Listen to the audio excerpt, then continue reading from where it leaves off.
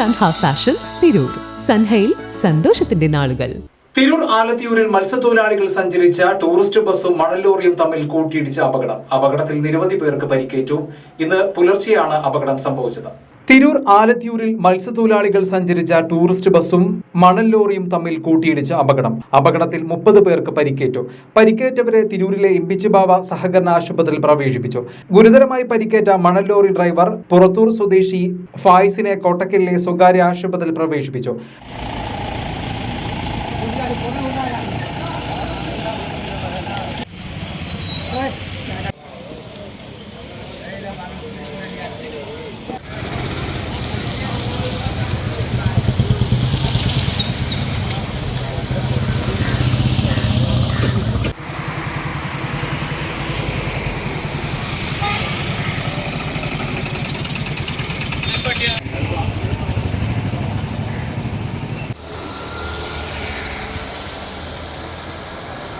താനൂർ ഭാഗത്തുനിന്ന് വരികയായിരുന്ന ടൂറിസ്റ്റ് ബസ്സും ചമ്രവട്ടം ഭാഗത്തുനിന്ന് തിരൂർ ഭാഗത്തേക്ക് പോകുകയായിരുന്ന ലോറിയും തമ്മിലാണ് കൂട്ടിയിടിച്ചത്. ഇടിയുടെ ആഘാതത്തിൽ ലോറിയുടെ ഡ്രൈവർ ക്യാബിൻ പൂർണ്ണമായും തകർന്നിട്ടുണ്ട്.